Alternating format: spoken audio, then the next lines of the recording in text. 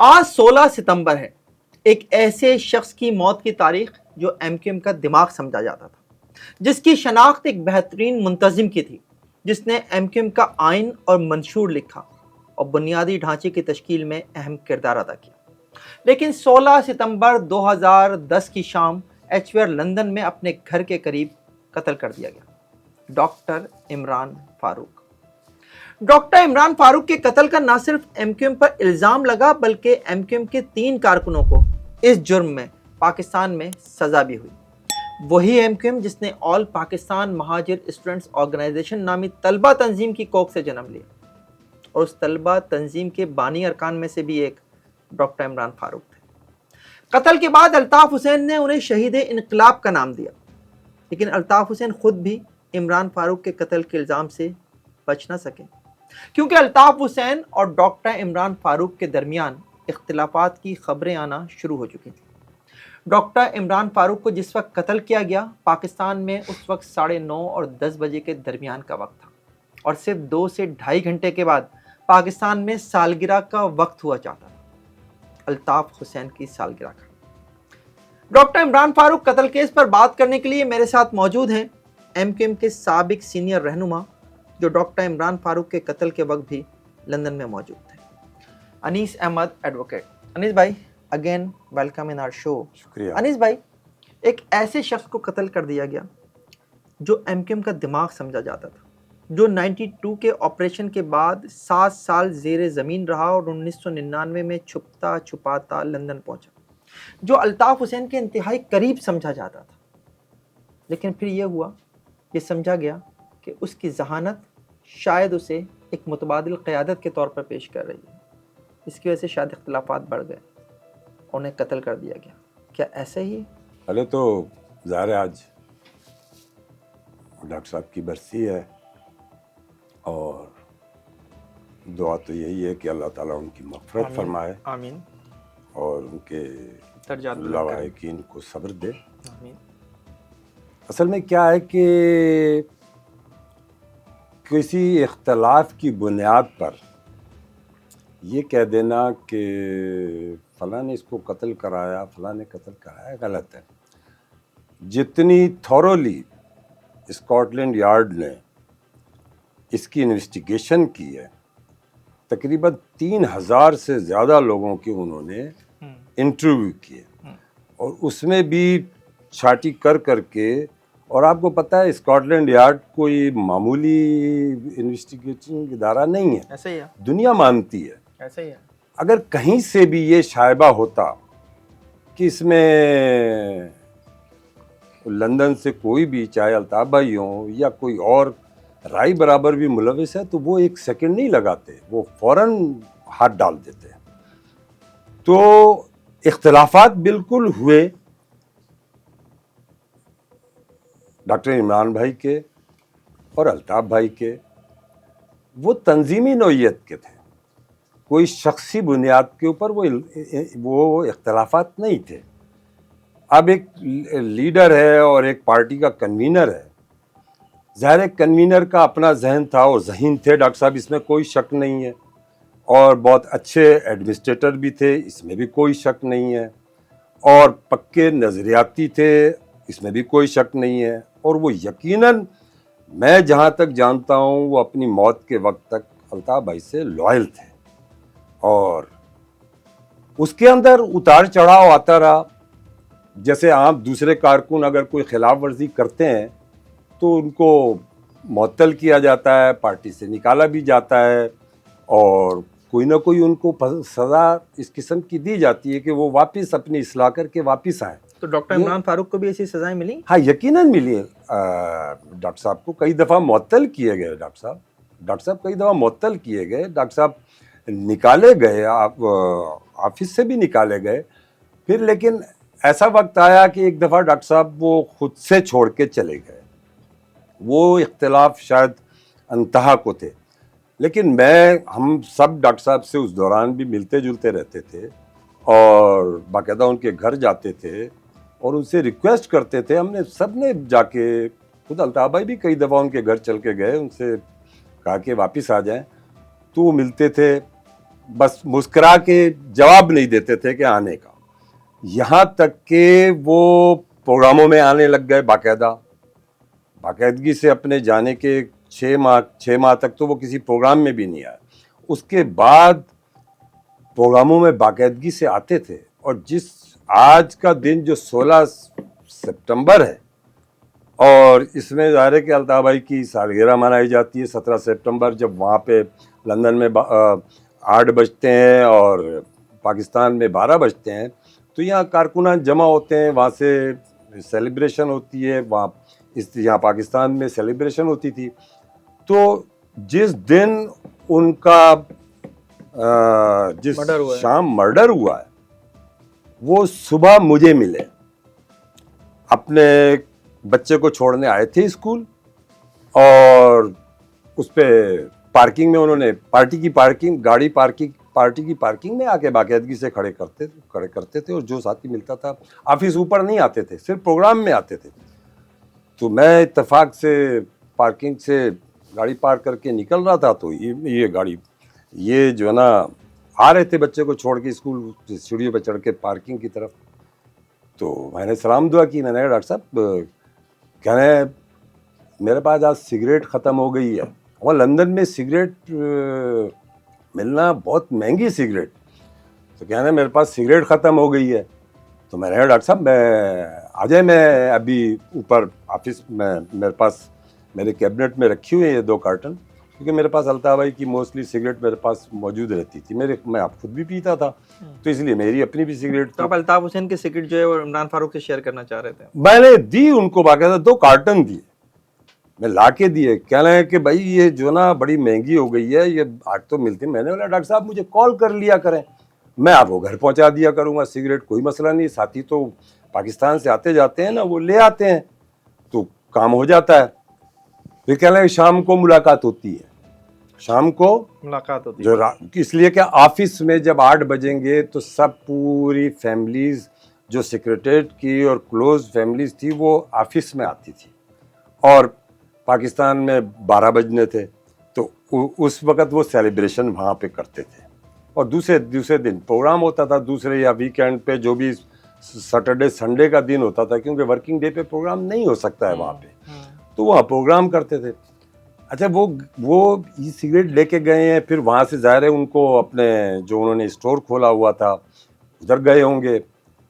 दोपहर को 3 बजे शुमाइला भाभी अपने बच्चे के साथ बच्चे को वापस लेके जा रही थी, और मैं नीचे खड़ा हुआ सिगरेट पी रहा था। सलाम दो हुई, खैर खैरियत हुई। तो मैंने कहा कि डॉक्टर साहब पहुंच गए घर वापस, या अभी वो आप ही वहीं? कह रहे हैं वो गए हुए हैं, बस वो 8 बजे जब प्रोग्राम होगा उस वक़्त हम साथ ही आएंगे। ये कहती हुई चली गई, सब वो चली गई। ये तो वाकया वहाँ पे तकरीबन 5:45 बजे का है, शाम लंदन टाइम 5:45 बजे या 5:30 या 5:45 का टाइम था। तो अल्ताफ़ भाई की कॉल आई, ऑफिस सेक्रेटरीट में कॉल आई, और वो बड़े हड़बड़ा कर उन्होंने कॉल की कि वो जल्दी से जाओ तुम लोग, वो डॉक्टर साहब को जो ना मगिंग हुई है। मगिंग कहते हैं वहाँ पे, स्नैचिंग वगैरह, अटैक करना या उस पर। तो जाके ज़रा देखो जाके फौरी तौर पे। तो मैं, रज़ा हारून और कासिम अली रज़ा ने जल्दी से गाड़ी निकाली। हम तीनों बैठ कर हम वहाँ पहुँचे। तो वहाँ पुलिस पहुँच चुकी थी, उन्होंने वो सारा ब्लॉक कर दिया था। कासिम गाड़ी पार्क करने लगे, मैंने और रज़ा ने पुलिस अफसरान से बात की, तो उन्होंने हमें इजाज़त दे दी। तो मैं वहाँ, हालांकि वो इजाज़त नहीं किसी को दे रहा, हमने बताया हम कि कुलीग हैं और ये हमारे पार्टी के कन्वीनर हैं, इस तरीके से अपना तारुफ पूरा कराया। तो उन्होंने बात को रखा। उन्होंने वहाँ तक काफ़ी आगे की तरफ जो ना उनका घर था, मेन रोड के साइड के ऊपर, तो रोड के इस साइड तक उन्होंने, घर के बिल्कुल जस्ट अपोजिट की तरफ हमें आने, वहाँ तक हम गए। तो वो तमाम वो उन्होंने डोंट क्रॉस द लाइन लगाया, सब पूरा बंद किया हुआ था। जिसे कहा जाए ना कि एक तरीके से छुपा रखा था हर चीज़ को। और सामने एयर एम्बुलेंस खड़ी थी, हेलीकॉप्टर। तो वो बार बार तुझे, तो उन्होंने बोला सीरियस। तो उसके बाद एक पुलिस अफसर है, उसने बोला आप यहाँ से आप लोग वापस, काफ़ी मेन जहाँ से हम इंटर हुए थे वो काफ़ी रास्ता था, वहाँ पर उन्होंने हमें कहा कि वहाँ चले जाएं, यहाँ नहीं खड़े हो, बिल्कुल ब्लॉक कर दिया। वहाँ पे मजीद पुलिस आके खड़ी होगी। उस वक्त वहाँ पे सेक्रेटरीट के और साथी अनवर साहब, तारिक मीर, ये लोग सब पहुँच गए थे, मीडिया आ गया था। इतने में वो एक अफसर ने आके, तकरीबन पौन घंटा गुजर गया, तो फिर अफसर ने आके कहा इज नो मोर। आपने कहा डॉक्टर इमरान फारूक और अल्ताफ हुसैन के दरमियान तंजीमी नौयत के इख्तलाफात थे। ऐसे क्या इख्तलाफात थे कि डॉक्टर इमरान फारूक जो 6 माह के लिए घर भी बैठ गए? 6 माह क्या, 1 साल? डॉक्टर साहब, वैसे डॉक्टर साहब में एक खुसूसियत थी, वो बड़े खुददार किस्म के इंसान थे। वो मकसद ये कि अगर उनको, जब अल्ताफ भाई ने जो उनके लिए सख्त जुमले इस्तेमाल किए, तो जाहिर है कि जब सख्त जुमले अंतहाई बुरा भला, तो उन्होंने इसको सख्त बुरा माना। और वो बाकायदा उन्होंने ऑफिस की चाबियां वगैरह, पूरे ऑफिस की चाबियां उस वक्त तक उनके पास, हर चीज़ उनके पास रहती थी, मेन डोर की, कैबिनेट, सब चीज़ों की चाबियां डॉक्टर साहब के पास होती थी, कन्वीनर। तो वो बाकायदा फेंक के गए, कह लें कि मैं नहीं आऊँगा, ये कह के गए। तो डॉक्टर साहब में इस बारे में, डॉक्टर साहब बिल्कुल, मकसद ये कि चाहे सामने कोई भी हो, वो इन चीज़ों को बर्दाश्त नहीं करते थे कि उनसे कोई बहुत ज़्यादा, उनको कोई हार्श तरीके से हर्ट करे। तो मेरा ख्याल से वो आखिरी वो था, और वो उसके बाद उन्होंने ऑफिस आना जाना बंद कर दिया, और 3-4-5 महीने तो वो पार्टी के प्रोग्रामों में भी नहीं आए। लेकिन उसके बाद उनको जाके मनाया गया। मनाने वालों में डॉक्टर अल्ताफ हुसैन भी भाई खुद शामिल थे, कि घर चल के गए और सबको कहा कि डॉक्टर साहब को कहें कि आ जाए ऑफिस। हम लोग, मैं खुद गया हूँ 2-3 साथियों के साथ, हमने तो सुनते रहे, मुस्कुराते रहे कि डॉक्टर साहब कुछ जवाब तो दें। कहला हाँ बस ठीक है ठीक है, इससे ज्यादा बात ही नहीं की। तो वो कमगो थे बहुत, वो बहुत ज्यादा गुफ्तगू करना पसंद नहीं करते थे। तो वो, लेकिन उन्होंने कभी कोई ऐसा जुमला कि जिसमें कोई चीज़ नज़र आए कि ये किसी बगावत के मूड में है, या कोई बहुत ज़्यादा कोई, इसके ऊपर भी मैं आपसे आगे चल के बात करूंगा। पहले ज़रा मुझे ये बताइएगा कि मोहम्मद अनवर और इफ्तिखार हुसैन से डॉक्टर इमरान फारूक के ताल्लुकात कैसे थे? मेरा ख्याल बहुत अच्छे थे डॉक्टर साहब। अनवर साहब तो बहुत इज्जत करते थे। मैंने नहीं देखा अनवर साहब से उनको थोड़ा बहुत, जो अगर उज्जत जिसे कहा जाए ना, सब कलामी होती थी, वो मोस्टली मुझसे ही होती थी। और जिसका खमियाजा मैंने डॉक्टर साहब के मर्डर के बाद मैंने भुगता। जी, उस कहानी के ऊपर भी आएंगे, वो भी कुछ है मज़े की कहानी मेरे हिसाब से, और सुनने वालों के लिए भी एक बड़ी दिलचस्प होगी कि डॉक्टर अनीस एडवोकेट ने इमरान फारूक कत्ल के बाद जो है वो किस तरह से स्कॉटलैंड यार्ड की तफ्तीश भुगती है। इससे पहले ज़रा मुझे ये बताइएगा कि स्कॉटलैंड यार्ड ने भी इसे एक सियासी कत्ल करार दिया था। आपके ख्याल में इसकी वजह क्या थी? नहीं, मेरा नहीं ख्याल कि डॉक्टर के स्कॉटलैंड यार्ड ने इसको पॉलिटिकल पर्सन का मर्डर जरूर कहा था उन्होंने। और उन्होंने जाहिर है कि एक एग्जाइल में शख्स आया हो और वहाँ पे असालम लिया उसने, और वो पाकिस्तान से अपनी जान बचा के लंदन पहुंचा और वहाँ उसकी जान महफूज ना हो, तो ये तो स्कॉटलैंड यार्ड के लिए चैलेंज था ना, ये मेट्रोपॉलिटन पुलिस के लिए चैलेंज था, ये ब्रिटिश इदारों के लिए चैलेंज था। तो उन्होंने कोई कसर नहीं छोड़ी इसकी इन्वेस्टिगेशन के लिए, और इस बुरी तरीके से इन्वेस्टिगेशन की कि आप तसव्वुर नहीं कर सकते कि ऑफिस के अंदर जैसे हू का आलम, खौफ का माहौल हो गया था। लोग एक दूसरे से बात करते हुए डरने लग गए थे। यानी वहां का माहौल इतना भयानक था कि ये समझ में नहीं आता था कि क्या हो क्या रहा है। तो जब चाहती थी स्कॉटलैंड यार्ड किसी ना किसी को तलब करती थी, जब चाहती थी ऑफिस आ जाती थी, और बाकायदा फोन करके बुलवा लेती थी कि आप आ जाएं। यहां तक कि अल्ताफ भाई को भी 2-3 दफा स्कॉटलैंड यार्ड ने बुलवाया और कई घंटे की इन्वेस्टिगेशन की।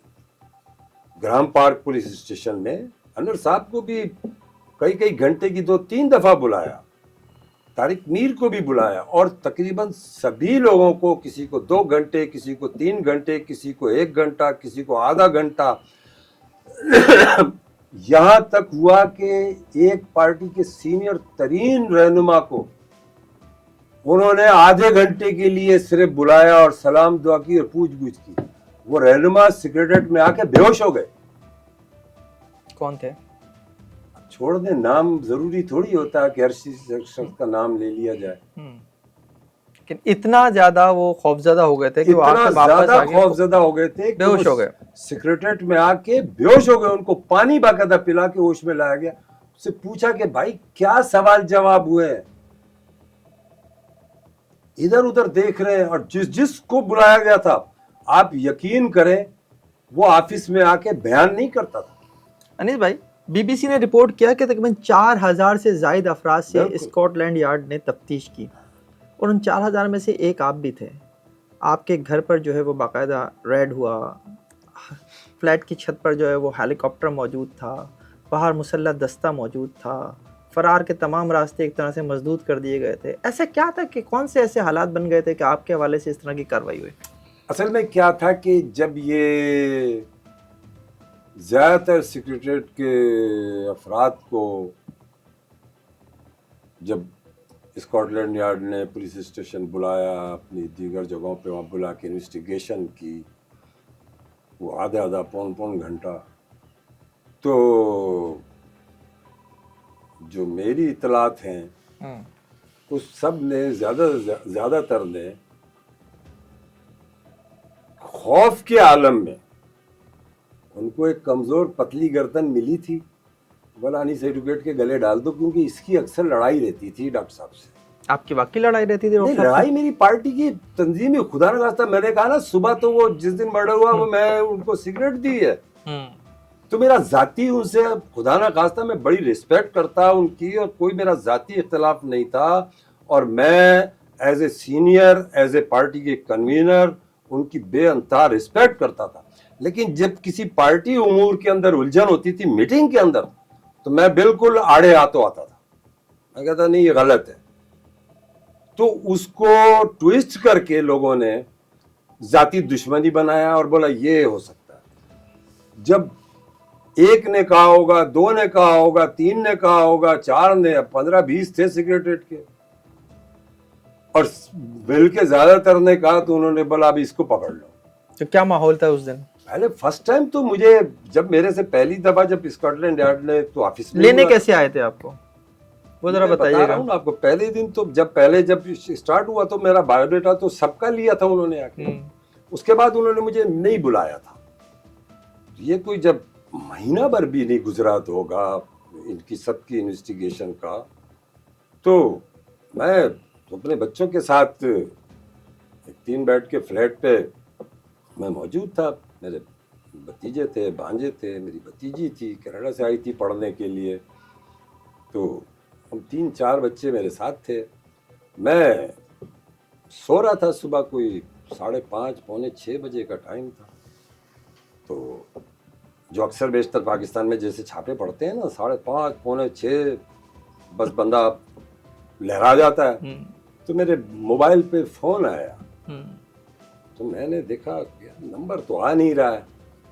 तो मैं समझा शायद मोस्टली अल्ताफ भाई प्राइवेट नंबर से कॉल करते हैं, या कोई और ऑफिस वाले ज़्यादातर इनके साथ जो होते हैं वो करते हैं। मैंने कहा उनकी कॉल होगी। मैंने उठाया, मैंने hello mister Khan, yes speaking, where are you? At home, open the door. अरे मैंने कहा भाई मैं जल्दी से उठा, बच्चों को मैंने किसी को नहीं उठाया। मैंने पहले अपना मेन डोर खोला, और फिर 2 फ्लैट एक आमने सामने थे और उसका मेन डोर अलग था, उस पर कोड डला हुआ था, वो डाल के मैंने खोला। तो मजिस्ट्रेट का उन्होंने पहले वो दिखाया, इंटरव्यू जो स्पेस पे मजिस्ट्रेट का दिखाया सर्च वारंट। अच्छा, मैं क्योंकि मैं नींद में था तो मेरे को महसूस हो रहा था कि यार इतनी देर से हेलीकॉप्टर सर के ऊपर क्या कर रहा है, ये कहाँ वो चक्कर लगा रहा है, मुझे नहीं पता कि बिल्कुल। और उसने वो लाइट मार रखी थी, नहीं, खुदा न खास्ता कि सारी दुनिया का कोई, अल्लाह ना करे, औज़ुबिल्लाह, तौबा तौबा, कि मैं ही खुदा न खास्ता सारी चीज़ों का जिम्मेदार बन गया भाई। खैर वो उन्होंने भाई वो आगे घर में फ्लैट में दाखिल हो गए, लाइट वाइट में जला चुका था, बच्चे भी उठ गए। सब बच्चों को पूछा मैंने, कि सबका बताया ये इंस्टीट्यूट, बोले सो के अपने अपने रूम में रहो। उससे कहा कि तुम्हारा बेडरूम कौन सा है? मैंने कहा ये। बोला सब चीज़ उसमें रख दो। कोई चीज़ है? मैंने बोला नहीं कुछ भी नहीं, मैं तो नाइट सूट में हूँ। तो उन्होंने डोर को, फिर मैंने उनसे रिक्वेस्ट की, मैंने कहा मैं मुंह पे पानी वानी मार लूँ और कपड़े चेंज कर लूँ, तो नाइट सूट है, पाजामा पहना हुआ, अभी सर्दी भी है बाहर। तो उन्होंने कहा नहीं सो के तुम बाथरूम जाओ, लेकिन दरवाज़ा लॉक नहीं करना। लॉक नहीं करना। तो मैंने आधा दरवाज़ा खुला छोड़ दिया, वॉशरूम गया, शप शप किया और मुँह हाथ धोया, कंगा शंगा किया, पैंट शर्ट पहनी, ऊपर हल्की जैकेट पहनी, तो निकल के आया। तो मैं बाहर निकल के आया तो थोड़ी थोड़ी रोशनी हो रही थी। वो हम सारी गैलरी से जो लोग जो ना वो मंजर देख रहे हैं। मंजर देख रहे थे। अब चारों तरफ देखा तो ब्लैक सूट, और वो वैसे ही बंदा देख के आधी हवाइयाँ। तो फिर मैंने अंदाजा किया, मैंने यार जो बंदा बेहोश हुआ था ऑफिस सही वाला, वो बेहोश सही हुआ हुआ था। मैंने कहा उसको तो इस तरह लेके भी नहीं गए, फिर वो तो प्यार से फोन पे बुलाया, चला गया। अब वो खैर जनाब आला उन्होंने, फिर मैंने आर्म पुलिस देखी, हेलीकॉप्टर उस वक्त तक ऊपर ही, मेरे ऊपर लाइट थी उसकी, और लाइट की वजह से सारा ये जो ना, हेलीकॉप्टर की वजह से पूरा वो बिल्डिंग के लोग उठ चुके थे, वो झांक रहे थे गलियों में। मैंने बोला तो बड़ी बेइज्जती हो रही है यार। खैर वो फिर मैंने देखा एक गाड़ी है, उसकी गाड़ी का वहाँ पे हर पुलिस के पास आर्म नहीं होता है, लेकिन एक मेन गाड़ी होती है जिसपे रेड पट्टी होती है, डार्क रेड पट्टी हो, समझ लो कि ये आर्म्ड पुलिस है इसके अंदर। उसमें वो भी गाड़ी मौजूद थी। खैर उन्होंने दोनों हाथ से, हथकड़ी वगैरह नहीं लगाई, इसे हाथ से लिया, मुझे बीच में बिठाया, एक तरफ एक पुलिस अफसर, एक दूसरे तरह, एक सामने बैठा, लेके चले गए। बच्चों को कह गए कि तुम अपना तैयार हो जाओ, तैयार होकर यूनिवर्सिटी जाओ, और रात 12 बजे से पहले फ्लैट में इंटर नहीं होना, कहीं पे भी चला जाओ। तो मैंने बच्चों को कह दिया था, मैंने कहा यार अपने मामू वगैरह के घर चले जाओ, सबके सब वहाँ पे, वहाँ चले जाना और कहीं नहीं जाना, वहाँ जाके अपने खाना वाना वहीं खाना और वहाँ थोड़ा रेस्ट कर लेना। फिर मैं जब आऊँगा, क्लियर हुआ, मुझे थोड़ी अंदाजा था कि मैं ले जाएंगे तो मैं ले ही जाएंगे ये। खैर वहाँ गए, वहाँ पे उन्होंने स्टार्ट की इन्वेस्टिगेशन। सुबह 7 बजे, घंटा जाने आने में लगा, कॉफ़ी वॉफ़ी दी, सब पूछते, बड़ी इज्जत से, पेश बहुत इज्जत से आते हैं सब, पूरा और रिकॉर्डिंग शुरू की बाकायदा। तो जो सुबह 7 बजे से शुरू की है, रात के 1, 1:30 से 2 बज गए कंटिन्यू। उसमें 15 मिनट का वो गैप करते थे, हर 2 घंटे के बाद कॉफ़ी दे देते थे। फिर लंच के लिए वो सैंडविच वगैरह ला के दिए, लंच कर लो, उसके 15 मिनट देते थे। तो मेरे रात के 2 बजे तक, और मसले के इस भयानक अंदाज से उन्होंने इन्वेस्टिगेशन। मैंने बोला भाई, आखिर में मैं जब बहुत ही वो हो गया ना, मैंने कहा भाई तुम मुझे अरेस्ट करो और कोर्ट में पेश करो। मैं खामखा के अंदर मुझसे हर चीज़ का पूछा तो उन्होंने बहुत कुछ, लेकिन वो ये चाहते थे कि मैं किसी का नाम लूं, कौन है, या तुम खुद शामिल हो तो हमें सही बताओ। तो मैंने भाई कि कैसे, जब मैं था ही नहीं, शामिल ही नहीं हूं, तो मैं, खैर उन्होंने बड़ी थॉरोली इन्वेस्टिगेशन की, मेरे तमाम पासपोर्ट, चेकबुक और वॉलेट वगैरह और आईडी कार्ड और सब चीज़ें जो ना वो घर से वो उन्होंने मेरे से उसी वक्त ही ले ली थी, सब जब्त कर ली थी। फ़ोन दोनों वो ले लिए थे। तो खैर कोई 18-20 घंटे उन्होंने मेरे से, 20-21 घंटे, अगर उसमें वक्फा निकाल दें 2 घंटे का, तो 19 घंटे मेरे से उन्होंने मेरा दिमाग ख़राब किया। मुसलसल इन्वेस्टिगेशन की, हर चीज़ पूछ-गछ की, पूरा बैकग्राउंड से लेकर हर चीज़।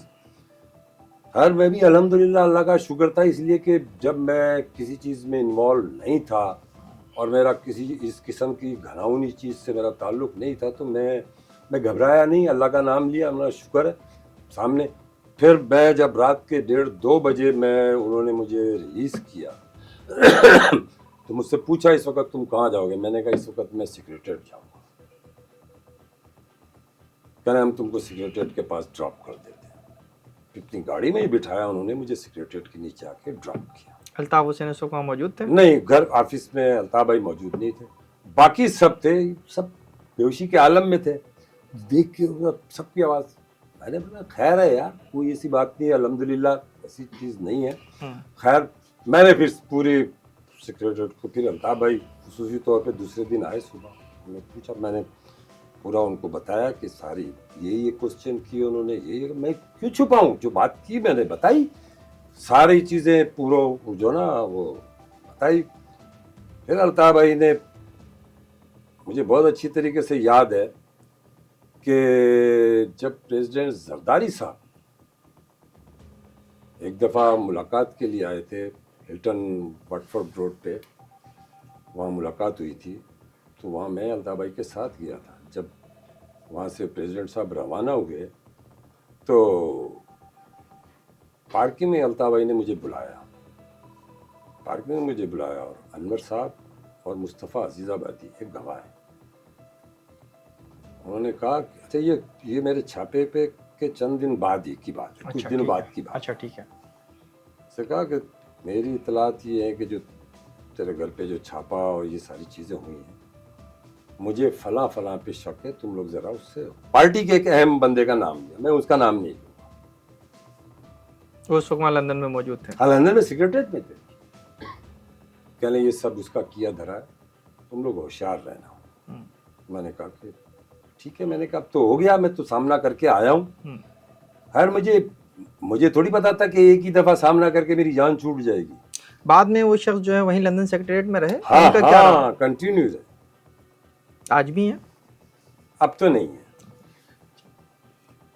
ये एक दफा का एपिसोड हुआ है स्कॉटलैंड यार्ड वाला, या बाद में भी हुआ आपके नहीं, साथ? कम से कम मेरे साथ 6 दफा हुआ। 6 दफा? 6 दफा।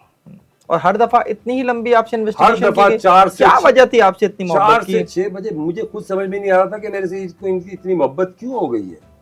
अच्छा, मैं क्योंकि खुला डुला रहता था, मुझे नहीं घबराहट होती थी, मैं जब बुलाते थे मैं चला जाता था, जब बुलाते थे मैं चला जाता था। मैंने कहा भाई अच्छी तरह खंगाल लो। तो जो लोग ये कहते हैं ना कि यार इसमें अल्ताफ भाई का नाम आया, कि अल्ताफ भाई शायद इसमें शामिल थे, अल्ताफ भाई का राय बराबर भी नाम होता तो अल्ताफ भाई को वो तंबू कर चुके होते। ये भी बता दूं मैं कि जो उनकी इन्वेस्टिगेशन थी, बंदा खौफ में ही किसी का नाम ले लेता है, डर के मारे ही। मैंने तो कहा ना कि मैं बेहोश तक हो गया रहनुमा, डर डर के नाम पे एक दूसरे पे डालते रहे। मेरी पतली गर्दन थी तो मुझ पे ज्यादा डालने की कोशिश की। आपसे जिस तरह की इन्वेस्टिगेशन हुई, आप बता रहे हैं 6 से 7 मरतबा, जितनी मरतबा भी, इस तरह किसी और रहनुमा से भी, किसी और कारकुन से भी इस तरह की तफ्तीश हुई? सबसे ज्यादा मोहब्बत आपसे दिखाई गई? हाँ, किसी के साथ नहीं हुई। वो जो बहुत से लोगों ने जब मुझे पिन पॉइंट करने की कोशिश की, कहीं ना कहीं से जब मुझ पर ज्यादा टारगेट किया गया, तो उन्होंने कहा कि शायद फिशिंग करो, इसमें से कुछ निकल जाए, शायद फिशिंग करो। तो वो उन्होंने वो तरीका अपनाया कि इसको प्रेशर दो, शायद भाई मैं सच ही बोल रहा था, और इससे ज्यादा मैं सच क्या बोल सकता था।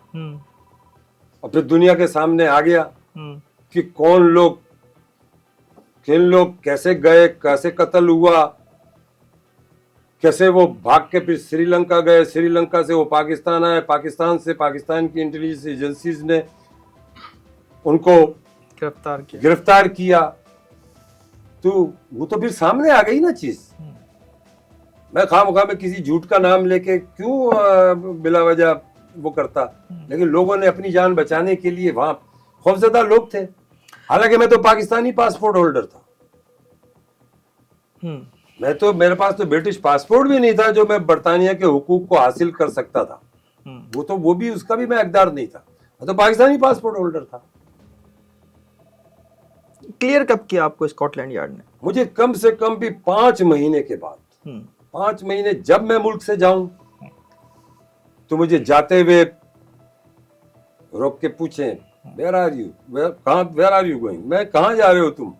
जब वापिस आऊं तो फिर 4 घंटे के लिए ले जाएं, कहाँ गए थे, किससे मिले। अरे भाई किससे क्या मिले, मैं कोई महबूबा से मिलने गया था, अपने घर वालों से मिलने गया था, दुबई गया था भाई, मेरा रेजिडेंस है वहां का, समझे ना। एक दफा तो मुझे दुबई की स्टोरी भी सुनेंगे आपसे, दुबई के पुलिस चीफ ने आपको फोन किया था, तैयारे के अंदर अनाउंसमेंट करके मुझे उतार लिया। आप कहाँ जा रहे थे सर?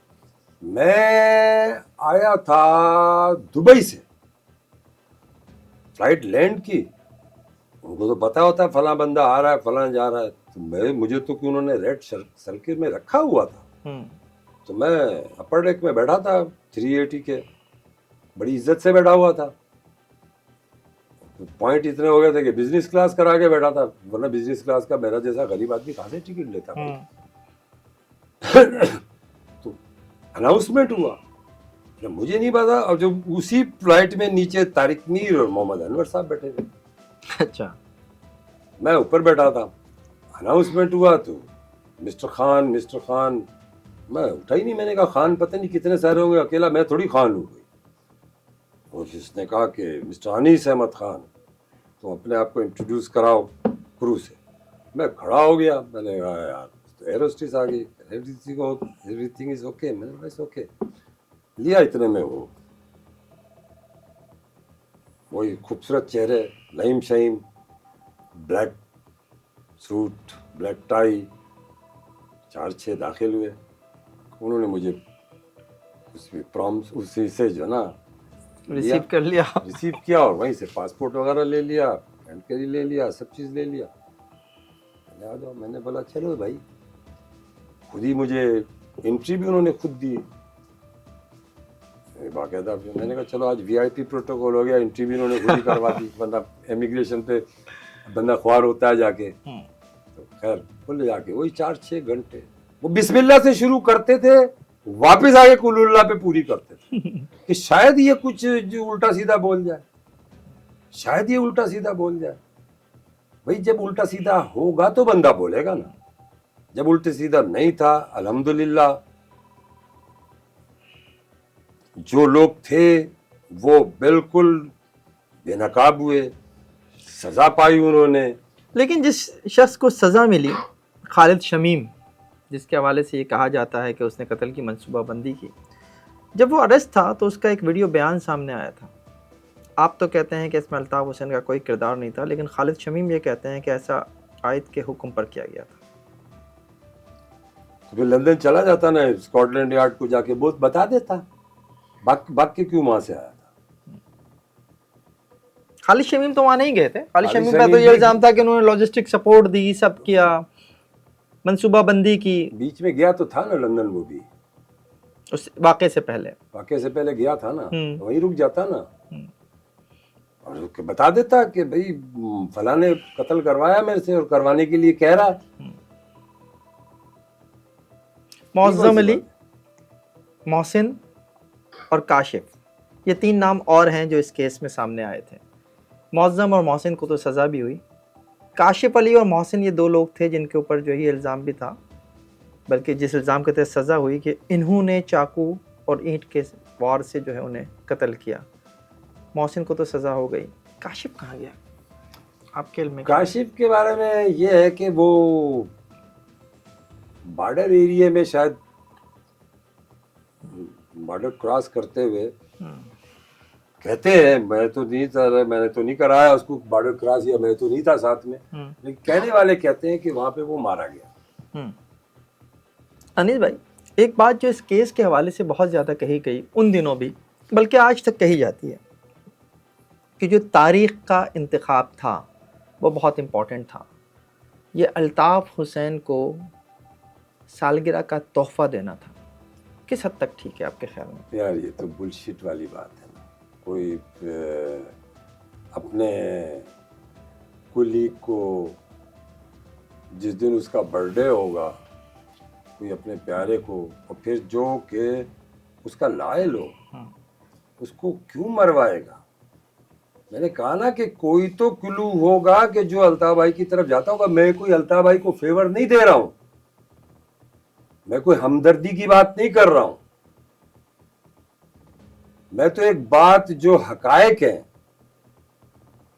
मुझे कोई अल्ताफ भाई से दिलचस्पी नहीं है। मैं उनकी पार्टी छोड़ चुका हूं और मेरे किसी वहम और गुमान में, किसी गोशे में नहीं है कि मैं जाऊं उनके पास वापस। जब मैंने छोड़ दी मेरे इख्तलाफ से, तो इसका मकसद मैंने उनसे इख्तलाफ किया, मैंने छोड़ दी। लेकिन एक जो अब मीडिया में बैठकर भी झूठा इल्जाम तो मैं सब कुछ लगा सकता हूं, कह सकता हूं कि हाँ भाई, लेकिन कोई उसका कोई सर पैर तो होना चाहिए ना गुफ्तगू। स्कॉटलैंड यार्ड जब आपसे तफ्तीश कर रहा था उस वक्त भी अल्ताफ हुसैन से मुतालिक सवाल तो होते होंगे? बहुत सवाल किए उन्होंने बहुत से लोगों के बारे में सवाल किए, मैं नाम नहीं लेना चाहता। बहुत से लोगों के बारे में सवाल किए, वो उसके बाद से लंदन जाना उन लोगों ने छोड़ दिया। तो उसके बाद लंदन नहीं गए। मैं तो 2018-19 तक जाता रहा हूं भाई। जिन ये जो 3 नाम आए, खालिद शमी, मौज़म, मोहसिन, काशिफ, कभी इनसे मुलाकात हुई लंदन में? नहीं, मेरी मौज़म के बारे में तो था। मौज़म तो 10 दफा आया था लंदन। मौज़म तो मुझे जहां तक याद पड़ता है 10 दफा लंदन आया था। सीधा साधा लड़का था, मुझे वो और बाकायदा बिजनेस करता था अच्छा। तो अपने बिजनेस चक्कर में वो लंदन आता था। तो लंदन जब आते हैं, पार्टी के से वाबस्ता लोग या पार्टी से हमदर्दी रखने वाले लोग आते थे उस वक़्त, या जिनको अल्ताफ भाई से मिलने की ख्वाहिश होती थी, वो लंदन गए होते थे, तो वो सेक्रेटरीट फ़ोन करते थे। तो कोई ना कोई जिम्मेदार उनको, जो ना वहाँ पे राब्ता कमेटी का मेंबर, उनको रिस्पॉन्ड करता था। उनका पूछते थे कि आप कहाँ से आए, पूरा बायोडाटा लेते, कहते हैं आप फला टाइम के ऊपर ऑफिस आ जाए, विजिट कर लें ऑफिस आके। इस तरीके से लोगों का आना जाना रहता था, सैकड़ों लोगों का आना जाना रहता था। अनिल भाई, सवाल आपसे ये है कि आप कहते हैं कि उनके दोनों के दरमियान, अल्ताफ हुसैन और इमरान फारूक के दरमियान इख्तिलाफात तो थे, लेकिन तंजीमी नोयत के थे। क्या ये तंजीमी नोयत के इख्तिलाफात इस हद तक बढ़े किसी स्टेज पे? कभी आपने सुना, कभी स्कॉटलैंड यार्ड ने आपसे तफ्तीश में पूछा कि क्या इमरान फारूक कोई अलग सियासी जमात बनाने जा रहे थे? देखिए, एक बात मैं बड़े वाज़े तौर पे और वजाहत के साथ, और ये मैं 10 जगह में कह चुका हूं, कोई एक बंदा तो होता जिससे डॉक्टर साहब अकेले तो पार्टी नहीं बनाते ना भाई। अकेले खुद ही बना कर नहीं रह सकते थे ना। अकेले बना के पार्टी क्या करते? उस पार्टी का अचार डालते। मकसद ये कि किसी से तो राब्ता करते। मेरा भी वक्त इतना पार्टी के अंदर गुजरा, और मुझे भी वो जानते थे कि मोस्ट सीनियर आदमी है पार्टी के अंदर, और इसकी भी जो ना अक्सर और बेशतर ये आए दिन मुअत्तल होता है और किसी ना किसी अड़ी के ऊपर मुअत्तल होता है। तो इशारों कनाइयों में कुछ तो इशारा देते। कहा तो ये जाता था कि वो जो है पार्टी के नाराज रहनुमाओं और कारकुनों से राब्ते में। अब पता नहीं वल्लाह आलम कौन से नाराज रहनुमा थे जिनसे वो राब्ते में थे, कम से कम मेरे इल्म में नहीं। पाकिस्तान में जो थे वो सबके सामने थे, और लंदन में जो थे वो सबके सामने थे। डॉक्टर इमरान फारूक को जिस वक्त कत्ल किया गया, वो उस वक्त भी लाइब्रेरी से वापस आ रहे थे। उनके पास से जो किताब मिली थी वो बरतानवी पार्लियामेंट पर लिखी हुई एक किताब थी, और उससे भी यही नतीजा गश किया गया था कि वो अपनी नई पार्टी के आइन और मंशूर पर काम कर रहे थे। लाइब्रेरी से नहीं आ रहे थे, वो अपने स्टोर से वापस आ रहे थे। बीबीसी ने रिपोर्ट किया है कि वो लाइब्रेरी से वापस आ रहे थे। वो वहां से गए होंगे लाइब्रेरी, लेकिन अपने काम से वापस, वो उनका टाइम था अक्सर उस वक्त आने का। आपको दुबई पुलिस ने भी तफ्तीश के लिए बुलाया था, वो भी यही मामला था? हाँ, वो भी यही मामला था। दुबई का क्या ताल्लुक वो इस भी मामले कोई से? 1-1.5 महीना जब स्कॉटलैंड यार्ड से थोड़ा मामला हल्का हुआ, तो एक दिन मुझे मोबाइल पे फोन आया। मोबाइल का नंबर देख के, मैंने दुबई का नंबर था, मैं उठा लिया। तो वो मेरी तरह अंग्रेजी बोल रहा था, अरबी लहजे में। तो मैंने कहा कि हाँ, मैं बात कर रहा हूँ। उन्होंने कहा दुबई पुलिस से फला फला अफसर बात कर रहा हूँ, तुम कहाँ हो सकते? मैंने कहा मैं लंदन में हूँ, लेकिन मैं कैसे मान लूँ कि तुम दुबई पुलिस के मोबाइल से बात कर रहे हो? लैंड बेस से मुझे कॉल करो, फिर लैंड बेस मुझे नंबर दो, मैं तुमको कॉल बैक करूँगा। तो हंस पड़ा, कहना ओके। मुझे लैंडलाइन नंबर से फ़ोन आया और कहा कि एक्सटेंशन फला नंबर पे इसको कॉल करो और एक्सटेंशन फला नंबर लो। मैंने, उसने लाइन काट दी। मैंने जब किया तो वाकई तो फोन था। तब मैं थोड़ा लहराया, मैंने बोला यार ये वही पुलिस को मेरी क्या जरूरत पड़ गई है। खैर मैंने एक्सटेंशन मांगी, उस अफसर के पास गए, फिर ऐसा उसने बोला अब तुम अंग्रेजी में कहा कि तुम सेटिस्फाई हो? मैंने कहा कहने तुम दुबई कब आओगे? मैंने कहा जब तुम कहोगे, वरना लोग तो दुबई पुलिस से भागते हैं। इंग्लैंड की पुलिस तो फिर भी ठंडी है ना, दुबई पुलिस से तो भागते हैं लोग। मैंने कहा जब आप कहोगे मैं आ जाऊंगा, मुझे सिर्फ 24 घंटे चाहिए, फ्लाइट बुक करा के जो ट्रैवलिंग टाइम है वो निकाल लो, मैं पहुंच जाऊंगा। कह लो कि टुमारो, मैंने कहा टुमारो नाइट। मैंने फौरन अल्ताफ भाई को बताया, मैंने कहा भाई अब बात दुबई तक पहुंच गई। बात दुबई तक पहुंच गई है। दुबई वालों ने तो मुझे बता भी दिया। खैर मैं दुबई पहुंचा, वहाँ मैं, उसने मुझसे ये भी पूछ रहा था तुम किस होटल में काम करोगे? मैंने कहा मैं हवारी में। और बिल्कुल जब मैं पहुंचा हूँ रात 11 बजे, ठीक 5 मिनट के बाद मेरे रूम पे डोर पे नॉक हुई। CID वाले थे, कहा कि अपना ID दिखाई बाकायदा, कहने कि तुमको सिर्फ चेक करने आए कि are you Anis Ahmad Khan? Yes. मैंने कहा ये मेरी ID है, ये दुबई ID है। दुबई ID मेरे पास थी, मैं दुबई का रेजिडेंस था। तो उसने कहा it's okay, tomorrow morning 9 o'clock। मैंने कहा ठीक, एड्रेस दिया मैं, ठीक तैयार वार होके पहुंच गया। वहाँ 3-4 अफसरान बैठे हुए थे, बड़ा हाश ले जाता उनका, बड़ा ये वो दुनिया भर की उन्होंने पूछ-गुछ शुरू की। ये तफ्तीश किस सिलसिले में थी? अभी उन्होंने कुछ नहीं बताया, अभी वो मेरे बारे में ही तफ्तीश कर रहे थे कि तुम कितने बड़े बदमाश हो, तुमको हम सही करते हैं। मैंने बोला मैं शरीफ आदमी हूँ भाई, कोई बदमाश नहीं है, तुम मेरा बैकग्राउंड देख लो, 97 से मैं रेजिडेंस हूँ और मैं बाकायदा आता जाता हूँ। और मैं खुदा न खास्ता किसी क्रिमिनल एक्टिविटीज़ में कोई उसमें मैं तो कभी गलती से मैंने पार्किंग लाइसेंस ही नहीं बनवाया कि यार ये पार्किंग वार्किंग का मसला होता है काम में, उस तक का मेरा कोई वास्ता नहीं इन चीज़ों से।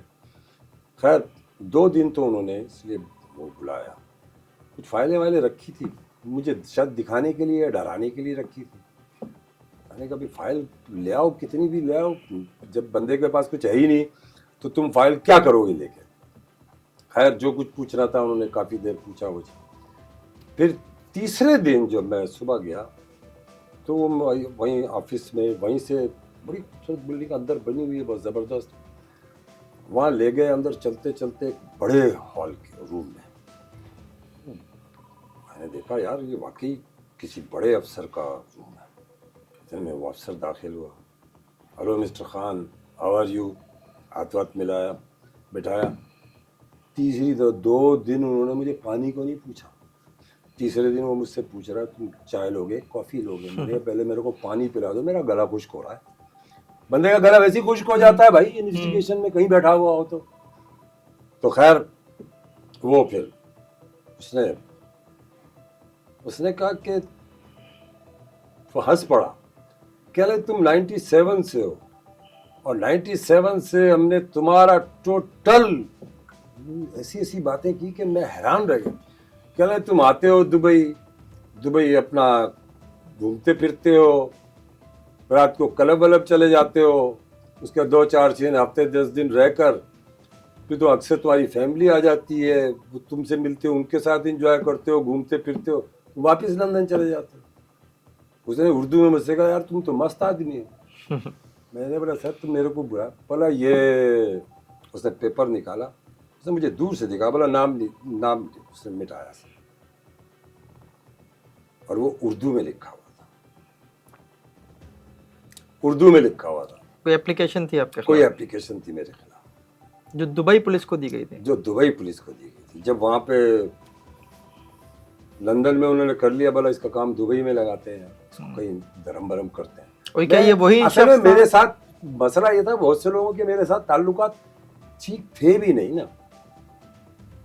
मैं दूसरे दिमाग का आदमी। मैं तो अक्सर कहता हूँ ना, अल्ताफ भाई ने 2 नंबर लोगों को भर्ती कर लिया था, जिसकी वजह से जो ना पार्टी का सत्यानाश हुआ। तो कहता हूँ, बरसरेआम कहता हूँ। उस शख्स को भी 2 नंबर कहेंगे जिसके बारे में अल्ताफ हुसैन ने आपको बताया कि उसने आपका नाम लिया? मैं यकीनन मैं कहूँगा।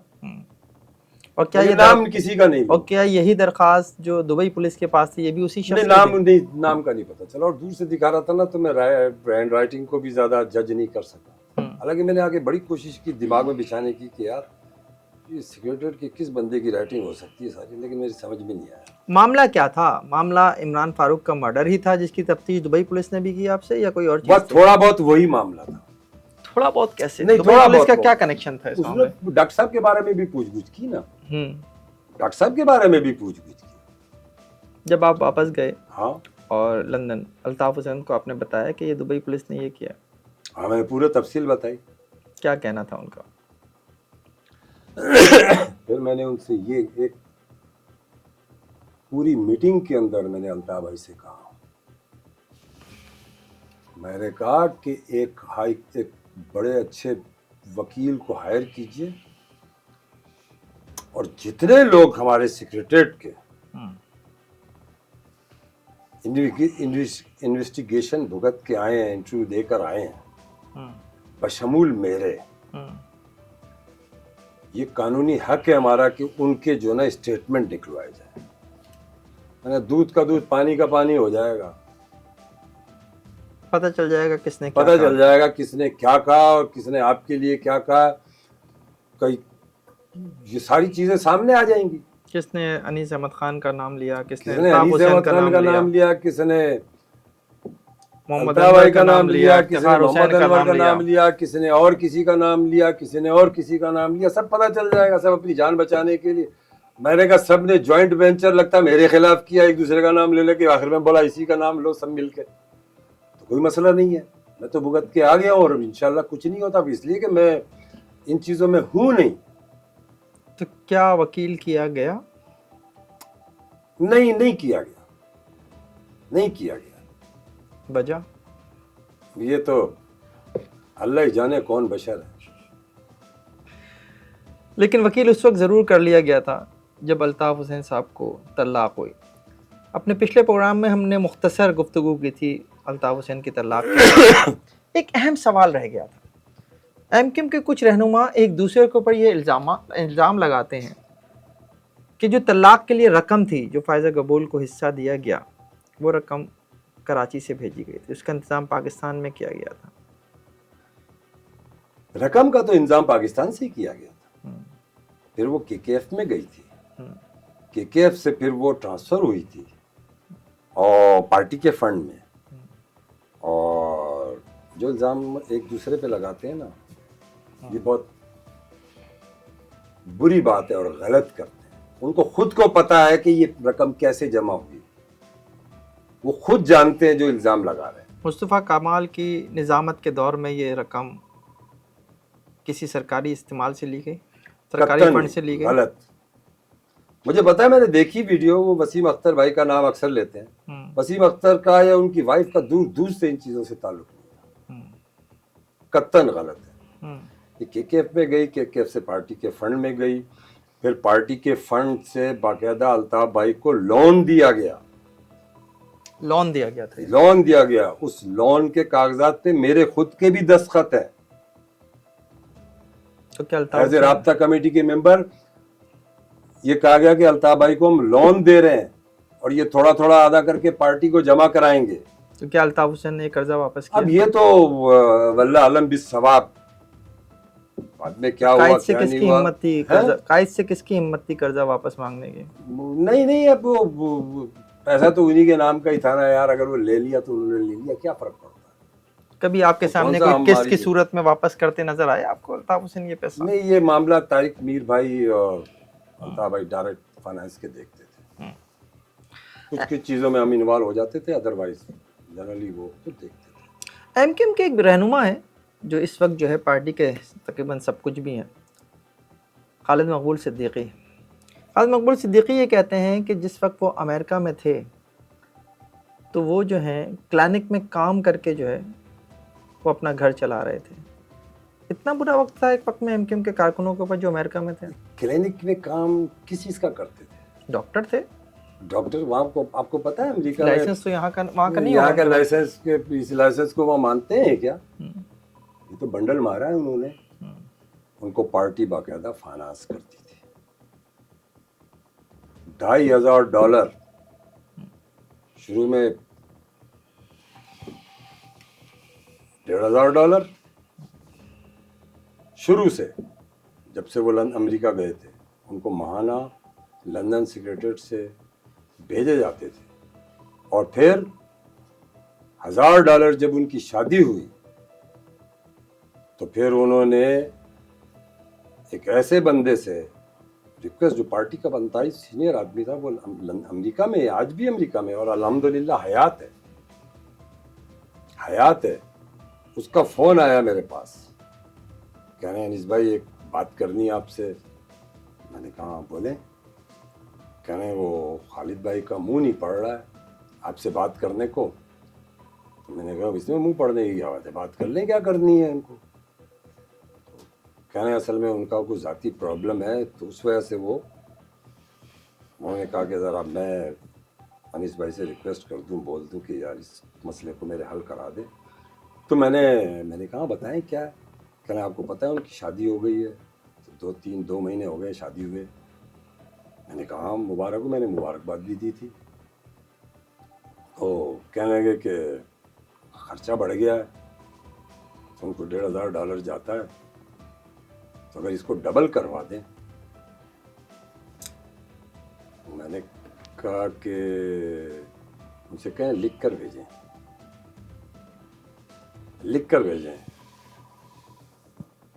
तो कहने लगे कि ज़रा अजीब सा हो जाएगा, लिख के आप इसको अपने तौर पर ज़रा इसको देख लें। मैंने कहा मैंने कौन सा अपनी जेब से देना है भाई।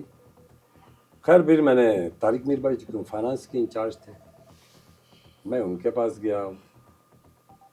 दूसरे अनवर भाई थे जो भी इन चीज़ों को देखते थे। तो तारिक मीर भाई के कमरे में बैठ के मैंने तारिक मीर और अनवर भाई से कहा, मैंने कहा वो उनकी रिक्वेस्ट आई है और फलां साहब के ज़रिए उन्होंने भिजवाई है कि वो शादी हो गई है और $1,500 में अब गुजारा नहीं हो रहा, थोड़ा सा डबल करवा दें, 3 करवा दें। तो मैंने कहा तारिक भाई करें इख्तियारात को इस्तेमाल, जो दिए हैं भाई ने, करते हैं, अब मदद तो करनी है ना। तो कहने कि आप भाई से अप्रूवल तो लेनी पड़ेगी। मैंने कहा बाद में ले लीजिएगा। कहने तो फिर पहले आप दोनों दस्तखत करें। पेपर बनाया उन्होंने। कहने आप भी, अब आप दोनों आप दस्तखत करें, आप और अनवर साहब, फिर मैं दस्तखत करूँगा और इनको इस मंथ, आने वाले मंथ से जो ना $3,000, $2,000, $2,500 कर देंगे। और फिर भाई को बाद में जब 1-2 महीने बाद रिपोर्ट जाएगी तो फिर भाई को बता देंगे कैसे ऐसे। तो मैंने खुद ने दस्तखत किए हैं उसमें, इनके 2,500 करवाने में। तो ये गलत बयानी नहीं करनी चाहिए। कह देते भाई पार्टी सपोर्ट करती थी, तो क्या पार्टी, जब आप पार्टी के लिए काम कर रहे हो, पार्टी सपोर्ट कर रही है, तो कौन सा बुरी बात कर रही है, इसमें शर्म की क्या बात है। ऐसा क्या मामला था कि वो वहां से आने के बाद उनके अमेरिका वापस जाने पर पाबंदी रही? ये इंडिया वफ्द में गए थे, उसके बाद ये दुबई रुक गए। फिर दुबई से ये इनसे कहा गया था कि लंदन आ जाए, ये लंदन आना नहीं चाहते थे, यानी मैं अमेरिका ही जाऊंगा। और अमेरिका जाके इन्होंने असालम क्लेम कर दिया। असालम क्लेम किया, ज़ाहिर है असालम क्लेम करने पे इनके बारे में रिपोर्ट गई होगी कहीं ना कहीं से, क्योंकि ज़ाहिर है जब इंडिया का दौरा किया तो पाकिस्तानी इदारे भी तो चेक रखते हैं ना। तो पाकिस्तानी एम्बेसी ने वहाँ यकीनन इसको इनिशिएटिव लिया होगा कि भाई कि उस पर अमेरिका में ये अरेस्ट हुए, 2-3 महीने 3-4 महीने अरेस्ट रहे, फिर वहाँ से इनकी ज़मानत हुई, फिर वो रहे वहाँ पर। और क्योंकि ये असलम विड्रॉ करके आए थे और एक दफ़ा असलम ले चुके थे, तो जब कोई बंदा असलम ले चुका हो और जब वो वापस उस कंट्री में, या तो असलम के एक्सेप्ट होने का इंतज़ार करे, जब तक असलम एक्सेप्ट नहीं होता जब तक फिर तो आप रह सकते हैं, लेकिन अगर आप एक दफ़ा आउट होते हैं कंट्री से तो फिर आपको एंट्री नहीं देते। फिर वो वफाकी वजीर की हैसियत से अमेरिका दोबारा जा सके। मुझे ये बताइएगा कि आपके एक इंटरव्यू में मैंने ये बात सुनी कि परवेज़ मुशर्रफ के दौर में एक ISI चीफ जो है वो जाकर लंदन में अल्ताफ़ हुसैन से मिले, कुछ वादे वईद हुए, ये करना है ये नहीं करना है, लेकिन वो वादे शायद पूरे नहीं हो सके। किसकी जानिब से नहीं हो सके? अल्ताफ़ हुसैन की जानिब से नहीं हो सके, एस्टैब्लिशमेंट की जानिब से नहीं हो सके? इसमें तो मैं कसूरवार MQM को ठहराऊंगा, अल्ताफ़ भाई को ठहराऊंगा। क्या मुतालबात थे उस वक्त एस्टैब्लिशमेंट के? देखिए, इस्टेब्लिशमेंट सीधी चाहती थी कि आप पाकिस्तान के जोग्राफिया में काम करें, स्टेट के अगेंस्ट ना आप गुफ्तगू करें, और वो सही कहती थी। उसमें गलत क्या बात है? जब आप स्टेट ऑफ पाकिस्तान के खिलाफ भी बात करेंगे और पाकिस्तान में सियासत भी करना चाहेंगे तो फिर तो हर्डल्स आएंगी ना। ये कैसे मुमकिन है? आप मसाइल के लिए हुकूमतों के खिलाफ तो बात कर सकते हैं, रियासत के खिलाफ तो बात रियासत के खिलाफ तो आप बात नहीं कर सकते, और न करनी भी नहीं चाहिए। तो यही चीज़ें जब ज़ाहिर पाकिस्तान के इदारों के पास अपने वसाइल हैं, जब उन्होंने बार बार चेक किया होगा कि जो चीज़ें तय हुई थी उस पर अमल दरामद नहीं हुआ है, तो फिर जाहिर है कि फिर मुश्किलात बढ़ेंगी ना। फिर क्या वो वादे थे? क्या MQM को पाकिस्तान की हुदूद में रह के सियासत करनी थी? MQM ने कहाँ जो है ये वादा खिलाफ ये तो मैं बता चुका हूँ कि उन्होंने कहा कि जो दुनिया भर में फैले हुए जो लोग हैं जिन पे एलिगेशंस हैं, आप उनसे उनको डिसऑन करें। MQM ने ऐसा नहीं किया। नहीं कोई बड़ा नाम जिसको डिसऑन करने का मुतालबा हो? मोस्टली साउथ अफ्रीका में थे, कुछ चंद एक रह गए थे जो अब तो वो अल्लाह को भी प्यारे हो गए। इंडिया के अंदर नाम उनके चलते थे, अल्लाह अलम क्या करते थे वो। तो ज़्यादातर साउथ अफ्रीका या अफ्रीका में लोग थे, वो कई सौ की तादाद में साउथ अफ्रीका में थे। तो उनसे सबसे कता ताल्लुक़ करने का, और अगर कोई यहाँ तक कहा था उन्होंने कि अगर कोई इंडिया में है तो फिर उनको इंडिया से आउट करवा दें, उनसे कहें अपनी ज़िंदगियाँ गुजारें, पार्टी उनसे रब्ता ना करे। तो शायद उन वादों को पूरा नहीं किया जा सका, झोल आया है, नहीं हुआ है, तो फिर ताल्लुकात ख़राब हुए, और फिर 2013 में एक नया ऑपरेशन शुरू हो गया। फिर ये तो होता है। बहुत शुक्रिया अनीस एडवोकेट साहब। ये प्रोग्राम आपको कैसा लगा कमेंट सेक्शन में कमेंट करके ज़रूर बताइएगा। देखते रहिए FIR।